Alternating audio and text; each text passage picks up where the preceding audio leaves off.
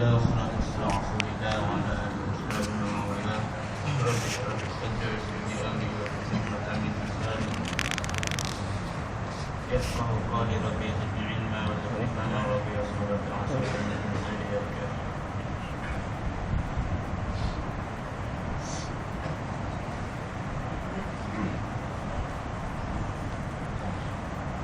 Ketahuilah olehmu bahawa lafaz sidik itu diistimalkan kepada 6 tempat.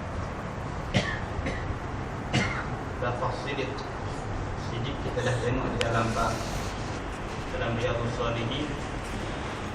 Hari ini kita tengok dalam Hidayatus Salikin. Sidik ini diistimalkan, maksud diistimalkan ialah diguna, dipakai pada 6 tempat. Yang pertama, sidik pada perkataan, yakni benar pada perkataan pada sekalian masa dan pada sekalian kelakuan. Ini yang kita faham biasa, yang kita guna biasa, mana benar-benar dalam perkataan. Perkataan dia benar sekalian masa dan sekalian kelakuan, tidak bohong, tidak munafik, tidak hipokrit. Perkataannya yang keluar itu adalah perkataan yang benar, yang mana lawan pada benar itu pada kadhib. Nabi kata iyyakum wal kadhib, wa innal kadhiba yahdi ila fujur. Sebenarnya disebut supaya hendaklah kamu bersifat dengan sifat yang benar. Inna sidqa yahdi ilal jannah. Sesungguhnya hendaklah kamu bersifat dengan sifat benar. Kebenaran itu akan membawa kamu kepada kebaikan, ilal bir, wa innal birra yahdi ilal jannah, dan kebaikan itu akan membawa kamu kepada syurga. Dan hendaklah kamu menjauhkan, wa iyyakum wal kadhib, hendaklah kamu jauhkan diri kamu daripada dusta. Dusta akan menyebabkan kamu membawa kepada fujur, kejahatan. Dan kejahatan ini akan membawa kamu kepada neraka wal'iyadzubillah. Jadi macam dalam Quran cerita Nabi Yusuf apabila ayah dia tanya kepada adik-beradiknya apa yang berlaku pada Nabi Yusuf ini, sebenarnya dia bohong. Dalam kaum itu pun mereka, adik-beradik Nabi Yusuf ini bohong, tapi mereka mengaku benar juga. Wajah bidabin kadhib, dia telah membawa kepada darah yang bohong, darah serigala, bukan darah Nabi Yusuf. Tapi mereka kata apa? Wa ma anta bimu'min lana walau kunna shadiqin. Tidaklah kamu wahai bapa Nabi Yaqub mempercayai kepada kami walaupun kami benar, walaupun shadiqin. Padahal mereka bohong, tidak benar pada perkataan. Kita dengar cerita pada wajah berkenaan dengan dia bawa keluar Nabi Yusuf ini untuk bermain. Waja'u abahum isya'an yabkun qalu ya abana inna dhahabna nastabiqu wa tarakna Yusufa 'inda mata'ina fa'akalahu dhi'bu. Dia telah membuat cerita bahawa Nabi Yusuf ini telah dimakan oleh serigala. Fa'akalahu dhi'bu. Ini bohong ni. Wa ma anta bimu'minin lana walau kunna shadiqin, kamu tidak akan percaya kepada kami walaupun kami benar. Jadi kebenaran yang tak benar itu adalah pembohongan yang nyata lah. Kadang-kadang kita ini berbohong, kita tahu kita ni bohong tu tak apalah. Ini bohong tapi benar. Ini bahaya. Bohong benar. Dan inilah yang berlaku zaman sekarang ini, zaman dunia terbalik. Orang buat kebenaran menjadikan jahat, orang buat kejahatan dijadikan benar. Dan ini kita pernah berlaku ketika zaman Nabi Musa bersama dengan Fir'aun. Musa yang telah berdakwah kepada Fir'aun itu dituduh sebagai kafir. Anta minal kafirin, wa anta minal kafirin. Fir'aun kata Musa ni kafir. Pelik. Anta minal kafirin. Jadi kita ni bercakap benar dalam perkataan, benar dalam kelakuan. Ya ayyuhalladzina amanu taqullaha wa kunu ma'as shadiqin. Wahai mereka yang beriman, hendaklah kamu bertakwa kepada Allah Subhanahu wa taala dan hendaklah kamu menjadi dalam golongan hamba-Nya yang shadiqin. Shadiqin itu penting. Yang kedua, sidik pada niat, yakni benar pada niat, iaitu bahawa semata-mata dalam niatnya itu membawa kepada yang kebajikan. Maka apabila dalam niatnya itu bercampur dengan sesuatu yang lain daripada kebajikan itu, nescaya hilang nama berniat itu. Ini permasalahan benar di dalam niat. Benar dalam niat ini permasalahan hati ya. Niat kita itu mestilah semata-mata untuk membawa kepada kebajikan, untuk membawa kepada redha Allah Subhanahu wa taala, tidak kepada yang lain. Orang panggil buat kerja, istilah katanya ada udas balik mi tu. Ada apa lagi? Tak sedap lah. Putih dalam selimut. Tak sedap. Yang udas balik mi lah. Udas balik mi. Jadi kita buat ini, apa niat kita itu? Kadang-kadang perkara-perkara yang cantik, bila kita niatnya menjadi tidak cantik, maka dia tidak cantik lah, tak baik. Ada sebaliknya, idea itu bahaya. Tapi kita kena ingat, al-ghayah la tubabiru al-wasilah. Banyak kaedah itu. Matlamat tidak menghalalkan cara. Jangan pula kita buat konsert gedung dengan pencampuran lelaki perempuan. Perempuan arti di atas berteriak macam biawak, macam lompat, macam monyet kan. Allahu Akbar. Tapi dia kata niat saya baik. Itu amal untuk kewajiban, itu anak yatim, itu tak boleh. Cara itu macam Robin Hood. Robin Hood apa tu? Yang mencuri. Sidik dia pada niat, iaitu buatnya untuk kewajiban, untuk menolong orang miskin. Tapi mencuri tetap haram, tak boleh. Jangan pula kita ni sidik pada niat, kata apalah niatnya untuk kewajiban ini, tidak boleh. Kita buat kewajiban dalam kemaksiatan, tak boleh. Piahlah dengan mana-mana program foto ke apa ke nyanyian ke apa, termasuk kita mencuri untuk sembahyang, curi pakaian, guna pakaian untuk sembahyang. Boleh ke tak boleh? Sembahyang tu boleh, sembahyang tu kalau kelakuannya sah lah. Kalau betul dari segi yang kita belajar tu rukun sembahyang dan sebagainya itu, tapi yang kita buat itu mencuri tetap haram dan berdosa. Jangan pula salah untuk kita ni, tak apalah. Yang penting benar niat bukan untuk melakukan kebajikan, tak boleh. Yang ketiga, sidik pada azam.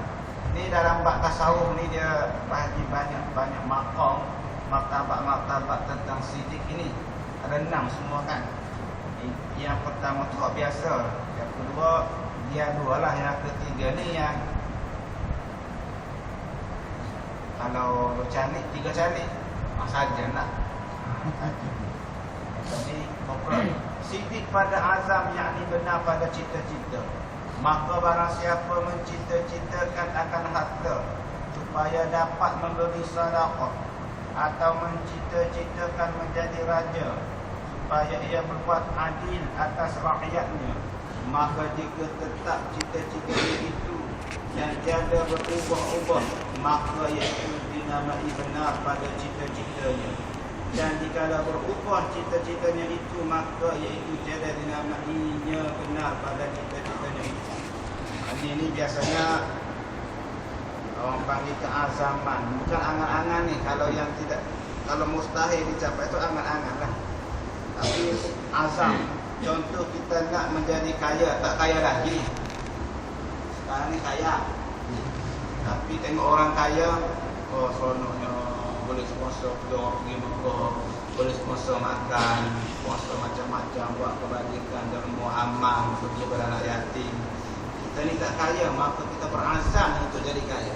azam kita untuk jadi kaya, kalau aku jadi kaya maka aku nak bagi sedekah, aku nak gunakan kekayaan itu untuk kebajikan. Itu sidik benar pada azam. Azam apa dia? Cita-cita. Cita-cita. Kalau berubah, dapat duit nak pergi jodi, nak pergi Hindustan, nak pergi mana-mana, nak pergi buat umrah, semua jadi tak apa. Agama lain tengok dah, kita orang agama lain tengok dah, kita agama Islam lagi belum tengok.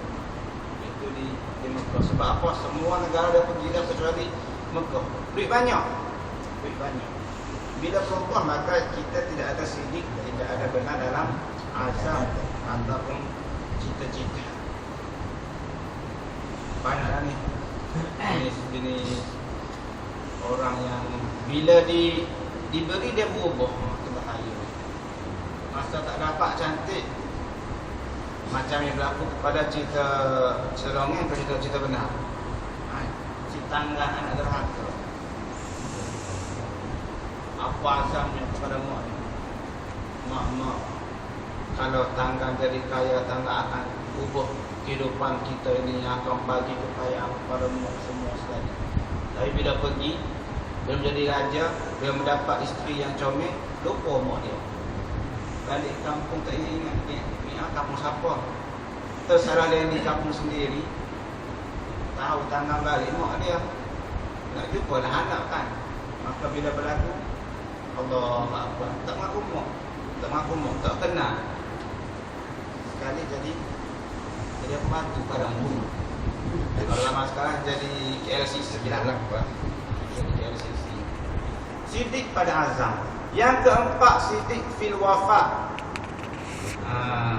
Sidqun fil wafa'i bil azmi, yakni benar pada menyempurnakan dengan yang dicita-citakan, dicita-citanya itu, iaitu bahawa tiada ia menyalahi akan cita-citanya itu pada menyempurnakan akan dia.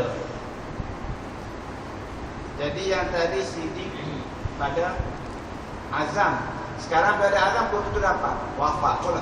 Hak wafat tadi yang ramai yang tidak wafat itu, tidak menyempurnakan.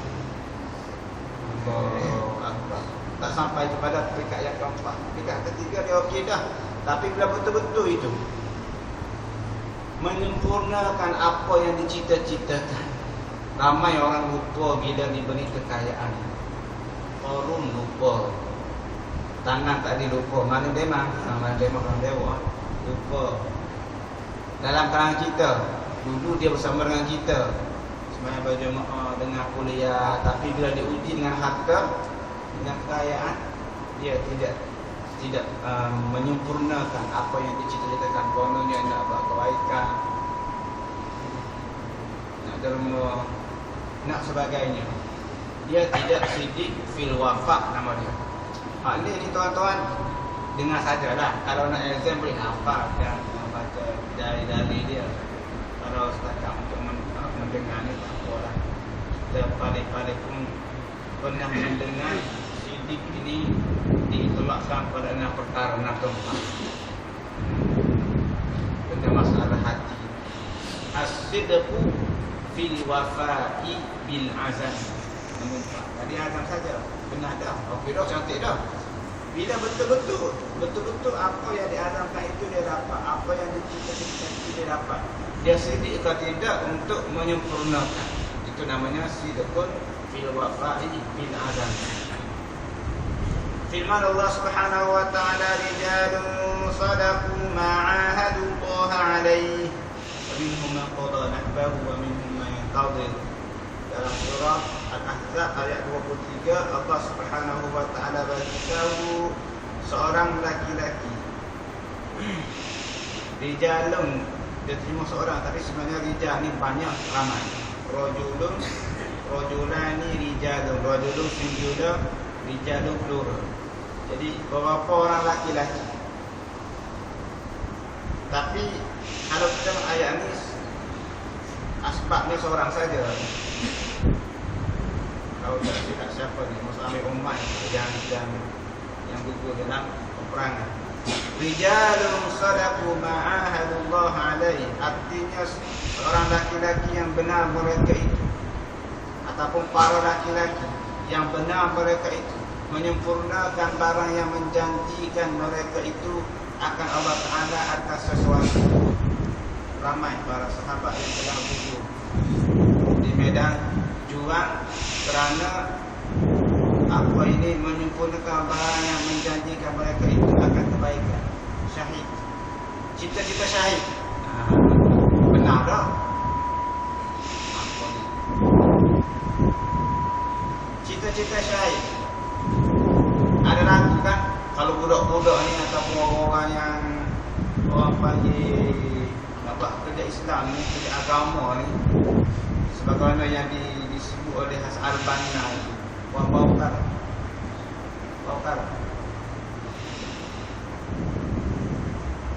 Betul tak? Yang ni tamahak ni tak boleh orang lain, nak dia je.